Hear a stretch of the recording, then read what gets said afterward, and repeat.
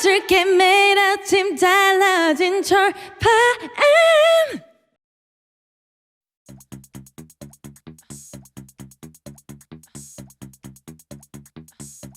I like big butts and I cannot lie. 부식 탈출 영철 쇼.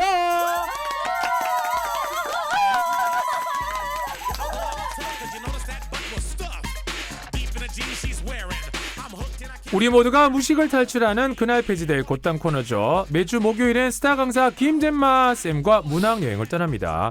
우리 김나영 님이 잼마 쌤은 나중에 어떤 할머니가 되고 싶으세요? 라고 문자가 왔는데요. 일단 김잼마 쌤하고 인사하고 물어보죠. 김잼마 쌤 안녕하세요. 안녕하세요. 스키스키 잼마스키입니다. 인사로 웃기는 분이 제가 알기로 두 분 있거든요. 예. 안녕하세요 최하정이에요 하고 우리 스키스키 잼마스키 김잼마 쌤. 영광입니다. 아니 근데 진짜 어떤 할머니가 되고 싶다 이거 딱 한 줄로 얘기를 해본다면요? 저는 욕쟁이 할머니는 아니고 스트리트 파이터 할머니. 오. 나이 들어서도 운동하고 자기 몸을 좀 단련하는 그런 참된 할머니가 되고 싶습니다. 그러면 앞에 사실 빼고 그냥 스트리트 파이터 할머니가 되고 싶다 해주는데 네. 욕쟁이 할머니라고 하는 거 보니까 욕을 좀 하신 적이 있나요 아니면? 제 무의식종이 있었나 보다. 아하. 예. 제가 검도와 복싱을 배우고 있어서 그냥 스트리트 파이터 하면 이제 잘 느낌이 안 오실까봐 그렇죠. 욕쟁이와 야. 한번 비교를 해봤습니다. 그러면 검도하고 복싱을 어쨌든 꾸준히 배우겠다 그런 의지도 또 담겨져 있네요. 네, 맞아요. 운동하는 김잼마 쌤, 운동하는 할머니 잼마 쌤 멋있다 그죠? 감사합니다. 좋아요. 자 그럼 오늘도 정말 체력, 멘탈 모두가 건강하신 우리 잼마 쌤과 함께 문학 여행. 오늘 어떤 주제로 떠나볼까요? 네, 지난 시간에 저희가 프랑스 천재의 시를 감상했잖아요. 네. 이번엔 동양의 천재 두보의 시를 다뤄보겠습니다. 두보 하면 이백과 함께 학창 시절에 한 번쯤 들어보셨을 맞아요. 이름이에요. 두보. 그죠? 동양과 서양의 시인들의 시를 보면 내용과 정서도 많이 다르지만 인간에 대한 애정은 동서양이 공통적으로 갖고 있는 감성이라는 게 좀 느껴집니다. 네. 이제 참고로 랭보는 젊어서 천재가 돼서 천재로 살다가 갔는데 두보는 인생의 희노애락을 다 경험한 일종의 관조 만렙 이런 게 좀 느껴집니다. 그렇죠. 바로 그런 두보의 시를 소개해드리겠습니다. 자, 결국은 우리가 동서양이 다르다고 하지만 또 인간에 대한 애정은 동서고금을 막론하고 똑같군요. 그렇죠. 자, 차 한 잔 준비하셨죠? 따르시고요. 잼마쌤 낭송 시작해주세요.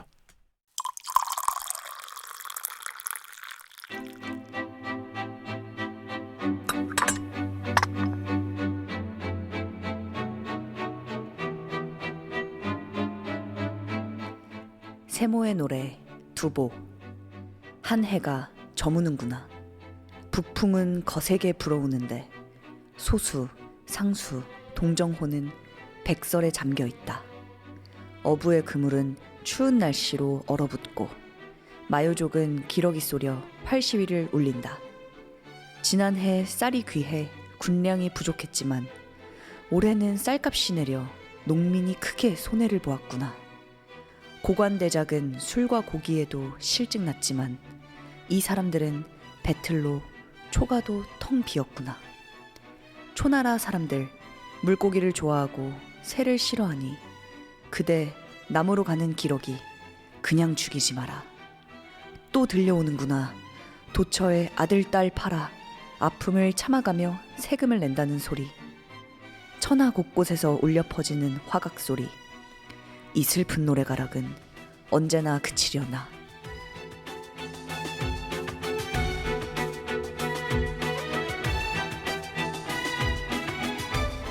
와, 나라의 살림을 걱정하고 예. 막 진짜 그 쌀값 때문에 농민을 걱정하는 국민을 걱정하는 뭐 그런 마음이 느껴지는 시네요. 그러시죠. 자, 이 코너가 사실 진짜 좋은 점이 이름은 유명한데 저 네. 알아요. 두부 알아요 하는데 정작 작품을 잘 몰랐던 시인들. 그래서 시를 귀 기울여 들어보게 되는 그런 시간인 것 같은데 자, 이 시는 그럼 어떤 시인가요? 네, 시를 읽고 나니까 왠지 한파가 느껴지는 것 같죠. 어떤 추움이 막 느껴져요. 네. 이 시는 768년 두보가 57세에 지은 작품이에요.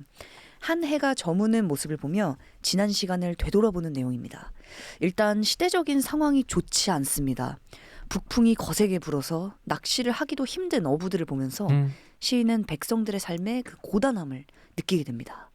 어떤 그 뜨거운 애민 정신이 아까 네. 말씀하신 것처럼 확 느껴지죠. 예. 예나 지금이나 쌀값은 올라도 문제고 너무 떨어져도 백성들에게 그렇네요, 진짜. 네, 또 문제가 됩니다. 예. 근데 고관 대작들이 지금 술과 고기도 실증이 날 정도라니 두보는 당시 권력층의 부의 독점과 탐심, 에이 떼찌 이렇게 해야 돼요. 그리고 백성에 대한 사랑이 없는 것을 지금 비판하고 있습니다. 뚜시 할까요? 네, 떼찌 할 거야. 도처에 심지어 아들 딸을 팔아서 세금을 낼 정도면 권세를 이용해서 부를 착복하는 것이니 시인의 마음에서 좋은 소리가 날 리가 없겠죠. 그렇겠죠. 이 시는 처음에는 풍경 묘사를 하지만 이내 백성들의 삶에 대한 아픔으로 시상이 변합니다. 지난 시간 랭보에서도 그런 말씀드렸지만 예술가는 시대와의 불화를 참아내는 직업이기도 한가 봅니다. 그렇죠. 근데 두보하면 중국에서 제일 유명한 시인 중에 한 명이잖아요. 예. 이백하고 늘 세트로 붙어 있는 이름인 것 같은데 이백 그리고 또 두보. 예. 네. 두보는 중국 당나라 때 시인입니다. 이백과 함께 베스트 오브 더 베스트. 중국 역사상 최고의 시인으로 꼽히는 시인이죠. 당나라. 예.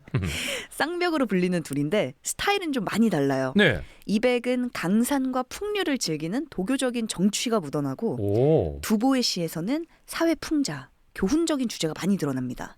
이제 오늘은 두보에 집중해 볼 텐데 네. 본래 두보는 육아, 즉 유학을 기반으로 한 정치에 헌신하고 싶었지만 세상 일이 또 뜻대로 되지 않잖아요. 네. 바로 태세 전환을 합니다. 그래서 시인의 길을 걷게 됩니다. 방향 잘 잡았어요. 그렇죠. 네, 잘 잡았네요. 정치인이 되기에는 두보의 시적 감성이 너무 아깝잖아요. 음. 철업디도 근데 어릴 때 국어 굉장히 좋아하셨다고 하니까 예. 선생님 하셨으면 장난 아니게 인기 최고셨을 것 같은데. 참강사, 제가 일타강사? 제 입으로 또 좀 그렇지만 그죠. 아니 가끔 제가 영어 특강한 거 이제 네. 너튜브에 떠오르면 댓글 중에 저 본 적 있어요. 김영철 농담 아니고 그냥 개그맨 안 하고 그냥 강사했으면 뭐 했을 듯 맞아.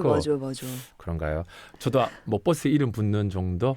그 옆에 제가 살짝 일타 쌍피로 한번 국어 영어 이렇게 묻어가겠습니다. 둘 다 서로 자기 자랑 어쩜 이렇게 자연스럽게.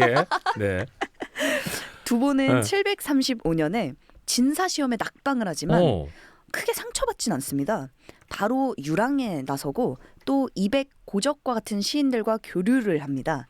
물론 그러면서도 다시 정계로 들어갈 생각을 호시탐탐 노려요. 그래요? 네, 755년 근데 당을 쇠락하게 하는 안사의 난이라는 걸 겪고 당시 귀족들의 사치와 서민들의 궁핍한 처지를 한탄하면서 다시 시로 옮기게 됩니다. 이후에 벼슬을 받아요. 근데 워낙 아첨을 싫어하고 꼿꼿해서 바로 파직을 당했다고 합니다. 자, 이후 그는 기주라는 곳에 정착하여 위대한 작품들을 남기게 됐는데요. 768년 57세가 됐을 때도 네. 벼슬을 기대하며 출사를 하려다가 이 양반 오래 가시네요. 네. 건강 악화와 경제적인 결핍으로 사망하게 됩니다. 아이고. 굶주리다가 잔치집을 방문해 폭식하다가 배탈로 사망했다는 야사가 이제 떠돌기도 했습니다. 아니 근데 천재들의 인생은 당대에는 참 가슴 아프게 끝나는 경우가 많아요. 마지막이 좀 슬퍼요. 그죠. 네. 눈물 한번 닦고 가실까요? 네. 자, 닦으셨죠? 예. 자, 레디 액션. 이렇게 위대한 시인이었는데 왜 끝까지 벼슬을 하려고 했을까 하는 그쵸. 의문이 또 들기도 해요. 근데 아마도 육아적인 가치 속에서 살았기 때문일 거예요. 저희 코너에서 다뤘던 시인들을 보면 모두 시대의 가치를 추구하거나 혹은 저항했던 인물들입니다. 시인이 된다는 건 그렇게 먹고 사는 일 이상의 시대적 가치에 민감해야 하나 봅니다. 그렇군요. 자, 오늘 두보에 대해서 알아봤습니다. 자, 그러면 오늘도 마무리하면서 퀴즈 내주실까요? 오늘은 중국 당나라 때 문인으로 이백과 함께 중국 역사상 최고의 시인으로 평가받는 이 사람의 시 세모의 노래를 소개해드렸는데요. 이 사람은 누구일까요? 자, 보기 나갑니다. 1번 두보. 한 해가 저무는구나. 북풍은 거세게 불어오는데. 2번 황보. 제각기 이기저기기 때문이기 사랑했기 때문이기 약기 가라가라가쩌 확가쩌 내 안에 가쩌 확가쩌. 황보하니까 또 좋아하시는데요. 네, 너무 반갑네요. 반갑죠. 예. 뚜시. 샵1077 짧은 쪽 10원 김자 100원 고르나 무료고요. 지금까지 스타 강사 김재만 쌤이었습니다. 고맙습니다. 고맙습니다.